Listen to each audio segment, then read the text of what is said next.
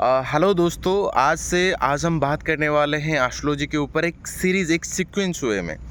क्योंकि आज से पहले क्या होता था कि मैं कुछ दिन वीडियो बनाता था, फिर कहीं गायब हो जाता था और एक कंसिस्टेंसी नहीं दे पाता था। तो कोशिश करूँगा कि आज से और अभी से मैं रेगुलर बेसिस में वीडियो बनाऊं और एक सीक्वेंस वे में बनाऊं, ताकि जो लोग हमारे सब्सक्राइबर जो देख रहे हैं, जो आप देखोगे, तो एक सीक्वेंस वे में चीज़ों को समझ पाओगे और आप अपनी प्रैक्टिकल लाइफ में कैसे अप्लाई भी कर सकते हो। तो इस वजह से मुझे लगता है कि आज डे 1 है। डे 1 से हम चीज़ों को शुरू करते हैं और सबसे पहले से ही चीज़ों को शुरू करेंगे, ताकि एस्ट्रोलॉजी जो एक बहुत ही खूबसूरत चीज़ है। खूबसूरत चीज़ इस वजह से कह रहा हूँ कि एस्ट्रोलॉजी ऐसी चीज़ है नहीं जिससे हम डरे, क्योंकि एस्ट्रोलॉजी ऐसा एक चीज़ है जिस वजह से आप अपनी ज़िंदगी को बेहतर बना सकते हो। तो चलो, ज़्यादा देर नहीं करेंगे। मैं एस्ट्रोलॉजर देवीदास त्रिपाठी आप सबको स्वागत करता हूँ हमारे चैनल एस्ट्रो थॉट पर। तो चलिए शुरू करते हैं सबसे बेसिक चीज़ों से। सबसे जो बेसिक चीज़ है, सबसे जो पहला सवाल हर किसी के मन में आता है कि ये जो कुंडली है, ये कुंडली क्या है और क्या ये कुंडली चेंज होती है? क्योंकि ज़्यादातर लोगों का सवाल ये होता है कि नहीं, कुंडली बदल जाती है, ये होता है। तो इन सारी चीज़ों के ऊपर हम सबसे पहले बात करेंगे, फिर उसके बाद बात करेंगे कि कर्मा क्या है, किस टाइप का है, कितनी सारी चीज़ें हैं, और उसके बाद जो 4 युग हैं उसके बारे में बात करेंगे, उसके पीरियड कितना है, उस सारी चीज़ों के ऊपर बात करेंगे। तो सबसे पहले हम बात करेंगे कि जो हॉरोस्कोप है, जो कुंडली है, आखिर वो क्या है। तो मैं आपको एक छोटे से एग्जाम्पल से चीज़ों को समझाना चाहूँगा कि वो चीज़ें क्या हैं। सपोज़ मान लो कि सपोज़ आपका जब जन्म होता है, तो कुछ डॉक्टर्स भी होंगे जो आपकी डिलीवरी किए होंगे, तो फिर आपका जन्म हुआ होगा।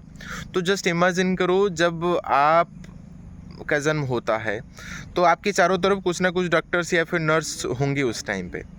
तो उनकी जो पोजीशन है, क्या वो पोजीशन दोबारा आ सकती है क्या? क्योंकि जब आपका डिलीवरी होता है तो डिलीवरी एक बार ही होगा आपका। ऐसा तो नहीं कि मतलब आप आज डिलीवरी है, दोबारा आपका डिलीवरी होगा, वो तो हो नहीं सकता। उसी टाइम पे उस डॉक्टर हो या फिर उस नर्स हो या फिर जो जितने सारे इंस्ट्रूमेंट हो वहाँ पे, तो फिर उन सारी चीज़ों का एक पोजीशन फिक्स होगा। उसको तो आप बदल नहीं सकते हो, कभी भी नहीं बदल सकते हो। ठीक है, हो सकता है जब आप बड़े हो सकते हो, उस डॉक्टर से, उस रूम से, उस सारे इंस्ट्रूमेंट से दोबारा आप कांटेक्ट हो सकता है, आप उनसे बातचीत कर सकते हो, या फिर आपके पेरेंट्स आपको लेके उन डॉक्टर से दोबारा कंसल्ट कर सकते हैं। लेकिन जिस टाइम पे आपका जन्म होता है, जिस मोमेंट आप अपने माँ के गर्भ से बाहर निकलते हो, तो फिर वो सारी चीज़ें फिक्स हो जाती है। वो डॉक्टर की पोजीशन, वो इंस्ट्रूमेंट, वो सारी चीज़ें फिक्स है। वो फिक्स पोजीशन आप दोबारा कभी नहीं ला सकते हो। बिल्कुल उसी तरह होता है जब आप जन्म होते हो। बिल्कुल उसी तरह आसमान में जो सारे प्लैनेट्स हैं, जो तारे हैं, जो नक्षत्र हैं, उनकी पोजीशन भी एक फिक्स हो जाती है कि हाँ, उस टाइम पे आप, जिस टाइम पे आपका जन्म होता है, उस टाइम पे सारी चीज़ें फिक्स हो जाती है वहाँ पे कि हाँ, उस चीज़ को आप दोबारा कभी नहीं ला सकते हो। तो बिल्कुल उसी तरह उस टाइम पे जिस भी प्लैनेट की पोजीशन जहाँ पे थी, वो बन जाता है आपकी कुंडली। ठीक है, तो जो लोग, जिनके मन में सवाल होता है क्या हम अपनी कुंडली को, क्या कुंडली बदलती रहती है, ये होता है, वो होता है, नहीं। जिस टाइम पे आपका जन्म होता है, उस टाइम पे जो सारी जो प्लैनेट जहाँ पे थी वो फिक्स हो गई, तो फिर आपकी कुंडली कभी भी नहीं बदल सकती है। लेकिन क्या होता है, जो लोग कहते हैं कि जो एस्ट्रोलॉजर हैं, जो डेली करते हैं, हाँ आज का दिन ऐसा जाने वाला है, वैसा जाने वाला है, वो क्या करते हैं, जैसे मैंने आपको एग्जांपल बताया कि उसके बाद क्या होता है, आपके पेरेंट्स आपको लेके डॉक्टर से कंसल्ट करवाते हैं, हो सकता है उस हॉस्पिटल में दोबारा जाते हैं। ठीक है, आप उनसे कंटेक्ट में आते हो, लेकिन वो जो इनिशियल टाइम जब आपका डिलीवर होता है, वो सारी चीज़ें फिक्स हो जाती है। बिल्कुल उसी तरह वो प्लैनेट्स आसमान में हैं, लेकिन हमारे डेली लाइफ में, डेली रूटीन में हम उनके कांटेक्ट में आते हैं, तो फिर क्या करते हैं, वो चीज़ें हमें इन्फ्लुएंस करता है। लेकिन जो शुरू में जो चीज़ था वो फिक्स हो गई है। तो इसी वजह से आपको बताता चलूँ कि कुंडली जो है आपकी, वो कुंडली फिक्स है, लेकिन वो आपकी डेली रूटीन में वो चीज़ें आपको अफेक्ट करती है, क्योंकि आप उनके कांटेक्ट में आते हैं, क्योंकि वो आसमान में तो घूम रहे हैं। तो फिर वो जो आपके कांटेक्ट में आते हैं तो कहीं ना कहीं कुछ हद तक वो आपको इन्फ्लुएंस करते हैं, वो आपकी लाइफ को अफेक्ट करते हैं। लेकिन जो प्लैनेट शुरू में थे वो फिक्स है, वो चीज़ आप नहीं बदल सकते हो। तो फिर अब सवाल ये आता है कि अगर वो प्लैनेट वहाँ पे शुरू में वो सारी चीज़ें फिक्स थी और डेली लाइफ में बहुत सारी चीज़ें हम प्लैनेट्स के कांटेक्ट में आते हैं, तो फिर आखिरकार जो जन्म की कुंडली है, जो हॉरोस्कोप है, वो हमें कैसे अफेक्ट करता है? क्योंकि अभी तो हम देखेंगे गोचर में बहुत सारे प्लैनेट आते हैं, हम उनके इन्फ्लुएंस में आते हैं, वो हमें अफेक्ट करते हैं। लेकिन जो आपकी जन्म कुंडली है, जो आपकी हॉरोस्कोप है, जिसको देख के कोई एस्ट्रोलॉजर आपके लाइफ में प्रेडिक्ट करता है, तो फिर वो आपके लाइफ को कैसे अफेक्ट करता है, वो चीज़ को हम आज जानेंगे। तो जो आपकी कुंडली है वो आखिर क्या है? वो ये है, उसको समझाने के लिए आपको कर्म का कंसेप्ट समझना पड़ेगा। जो हम कर्म करते हैं, कर्म को 3 कैटेगरी में डिवाइड कर दिया गया है। एक है जो आप कर्म करके आ चुके हैं, और दूसरा है आपका क्रियमाण कर्म, यानी कि प्रेजेंट सिचुएशन में जो आप काम करते हैं, जो आप कर्म करते हैं। एक है प्रारब्ध कर्म, ठीक है।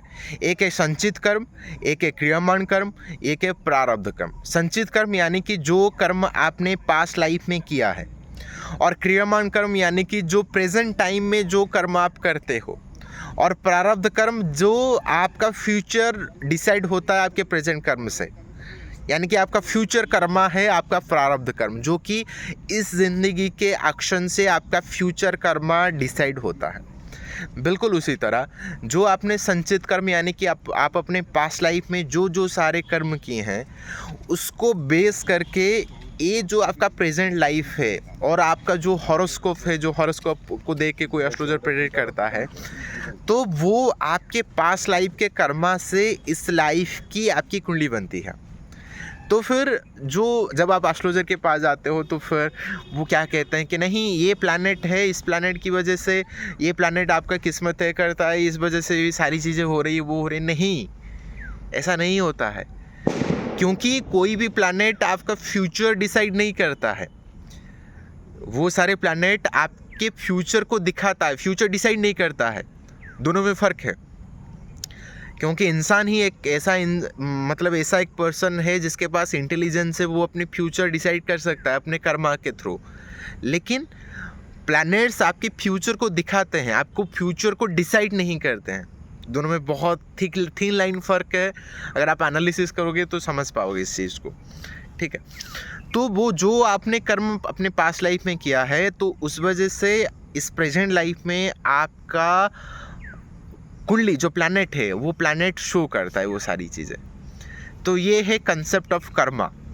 तो अगर ये चीज़ आप समझ सकते हो, तो फिर आप इसी कुंडली को, इसी एस्ट्रोलॉजी को आप इस्तेमाल करके आप अपनी ज़िंदगी को और बेहतर बना सकते हो।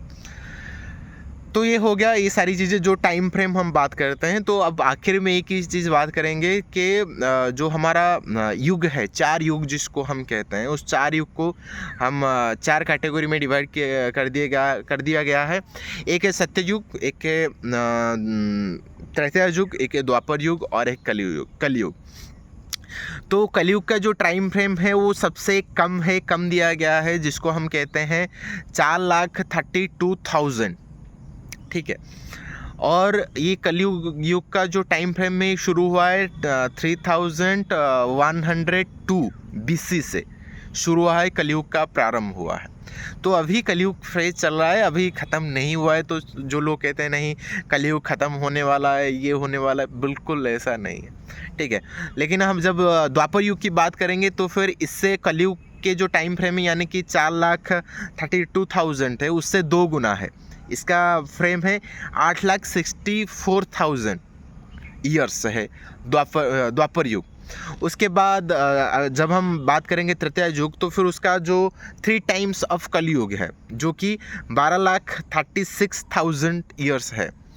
और जब हम सतयुग की बात करेंगे, जो कि कलयुग के जो 4th टाइम्स ऑफ कलयुग है, सत्ययुग, जो कि आपका 17,28,000 है। तो 28,000 ईयर्स का होता है सतयुग। तो फिर ये टाइम फ्रेम को कैटेगरी कर दिया गया है।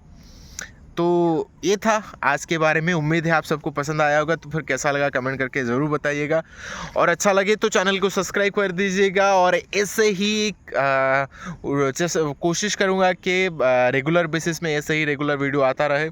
तो जल्दी से चैनल को लाइक सब्सक्राइब कर दीजिए। अगर आपका कुछ सवाल है तो फिर ज़रूर पूछिए। तो मिलते हैं नेक्स्ट वीडियो में। Bye bye.